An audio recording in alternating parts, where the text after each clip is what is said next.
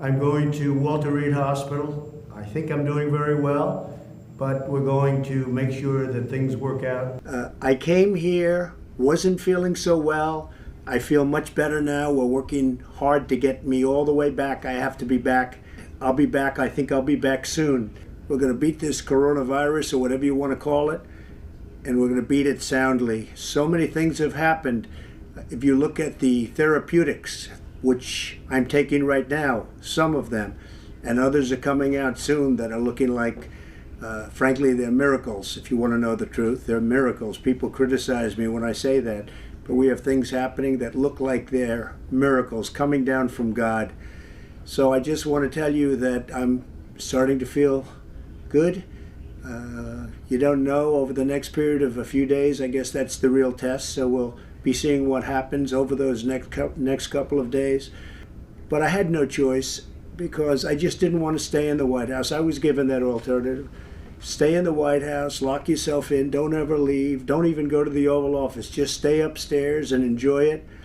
Don't see people, don't talk to people, and just be done with it. And I can't do that. I had to be out front. But I'm also doing well, and I think we're going to have a very good result. Again, over the next few days, we're going to probably know for sure. We're getting great reports from the doctors. This is an incredible hospital, Walter Reed. So it's been a very interesting journey. I learned a lot about COVID. I learned it by really going to school. This is the real school. This isn't the let's read the book school. And I get it, and I understand it. And it's a very interesting thing, and I'm going to be letting you know about it. I just left Walter Reed Medical Center, and I learned so much about coronavirus. And one thing that's for certain, don't let it dominate you. Don't be afraid of it. You're going to beat it. We have the best medical equipment. We have the best medicines, all developed recently. And you're going to beat it. I didn't feel so good. And 2 days ago, I could have left 2 days ago. 2 days ago, I felt great, like better than I have in a long time. I said just recently, better than 20 years ago. Don't let it dominate. Don't let it take over your lives. And now I'm better, and maybe I'm immune. I don't know. But don't let it dominate your lives. Get out there. Be careful. We have the best medicines in the world. Hi, perhaps you recognize me. It's your favorite president. I got back a day ago from Walter Reed Medical Center. I spent 4 days there and didn't have to. I could have stayed at the White House, but the doctors said, because you're president, let's do it. I said, fine. You tell me what to do, and I'm going to listen. These are great professionals. But I spent 4 days there, and I went in, I wasn't feeling so hot. And within a very short period of time, they gave me Regeneron. It's called Regeneron. And other things too, but I think this was the key. But they gave me Regeneron. And it was like unbelievable. I felt good immediately. I felt as good 3 days ago as I do now. I view these, I know they call them therapeutic, but to me it wasn't therapeutic, it just made me better, okay? I call that a cure. They are, in my opinion, remember this, they're gonna say that they're therapeutic, and I guess they are therapeutic. Some people don't know how to define therapeutic. I view it different. It's a cure. For me, I walked in, I didn't feel good. A short 24 hours later, I was feeling great. I wanted to get out of the hospital. I feel great. I feel like perfect. So I think this was a blessing from God that I caught it. This was a blessing in disguise. You're going to get better. You're going to get better fast, just like I did. So again, a blessing in disguise. Good luck. We are making tremendous progress with this horrible disease, but we have medicines right now, and I call them a cure. I went into the hospital a week ago. I was very sick, and I took this medicine, and it was incredible. It was incredible. I could have walked out the following day, sooner. It was incredible the impact it had. We're taking care of our seniors. You're not vulnerable, but they like to say the vulnerable, but you're the least vulnerable. But for this one thing, you are vulnerable, and so am I. I do know what I'm doing, and the seniors are going to be taken care of, and then everybody's going to be taken care of, and it's coming out really fast. It is important in the environment we're in right now with COVID-19 and the spread of infection in our community with 40,000 new infections a day, that there are some things that should be universally practiced, and that is the universal wearing of masks, avoiding crowds, keeping a distance, doing things outdoors more than indoors, and washing your hands frequently. That doesn't matter who you are. That's what you should be doing. For those who have faith in what I say, and I think there are a lot of people who do, that COVID-19 is a serious situation. It is a viral disease that has a broad range of manifestations with the potential to make people very ill and kill them. The numbers speak for themselves. We have 210,000 deaths and over 7 million infections in the United States and over 1 million deaths globally. So this is not a trivial disease. People in the United States should realize that it is not a trivial disease. The confusion is that there's such a broad range of manifestations. About 40 to 45% of people who get infected have no symptoms, asymptomatic individuals. Of those who get symptoms, most of them are mild. About 80% of them are mild to moderate. That is more like a flu or a moderate flu where you don't need medical intervention. But about 15% to 20% of the people get severe or even critical disease. And it's very, very disproportionate among the elderly and among those who have underlying conditions that are well characterized now: diabetes, obesity, hypertension, heart disease, chronic lung disease.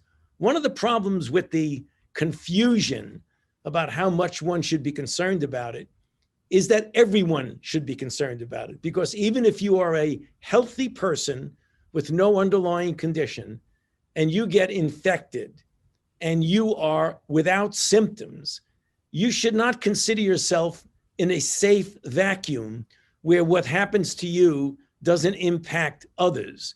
Because even if you don't get a symptom, it is very likely that you will pass the infection on to someone else, who will pass it on to someone else, who will then pass it on to someone who is vulnerable. That could be somebody's father, grandfather, wife who's on chemotherapy for cancer, immunodeficient child. So everybody needs to take this outbreak very seriously. The presenting symptoms and signs of COVID, and I have a slide that just shows that when I talk all the time, are very, very similar to what we refer to medically, Rachel will appreciate this, as a flu-like syndrome: fever, aches, fatigue, et cetera, et cetera. However, the potential for what COVID can do, what SARS coronavirus 2 can do, is very, very much different from influenza. You don't get a pandemic that kills 1 million people, and it isn't even over yet with influenza. So it is not correct to say it's the same as flu. It has some overlapping symptomatology early on, but flu doesn't do the things to you that COVID-19 can. What we have right now are interventions, some of which have been proven in randomized placebo-controlled trials. I'll get to that in a sec. And others that are still in the process of being in trial to prove whether they're safe and effective. So the president got remdesivir, which is a direct antiviral shown in a clinical trial, randomized placebo-controlled trial, in people in the hospital requiring oxygen that's low flow oxygen, not advanced disease, that can actually diminish the time for recovery.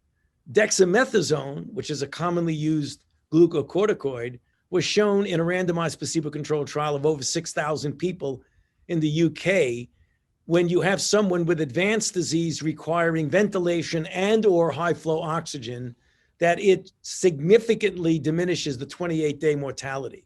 So both of those drugs are available to anybody now, which were not necessarily widely used early on. So we are doing better in our ability to treat people with advanced disease. Monoclonal antibodies are now in multiple clinical trials. Monoclonal antibodies are much more against the virus itself. So you would think that early on would be the time that you would want to attack the virus, whereas later on you'd want to attack the aberrant inflammatory and immunological response. Right. And that's the antibody treatment is what the president got in an infusion, right? Right. It's a Early on. monoclonal antibody. But that's the one that's not widely available to all of us. It is Will not be? widely available, but it is available on what's called compassionate usage, so that if someone gets infected, they can apply to the company. In this case, the company is Regeneron. Lilly, another big pharmaceutical company, also has a number of trials going with monoclonal antibodies. So someone like me or you, if we got infected and we could apply to the company for a compassionate usage. You want to have not only an effective vaccine, but when you ultimately plan to give the vaccine to hundreds of millions of people who are well, you want to make sure that it's safe as well as effective. We've got to be careful when there's mixed messages and inconsistencies in messaging. That's the reason why and I'm only one person, I try to the best of my ability, and I think I've been successful in being very consistent in my messaging based on facts and scientific data.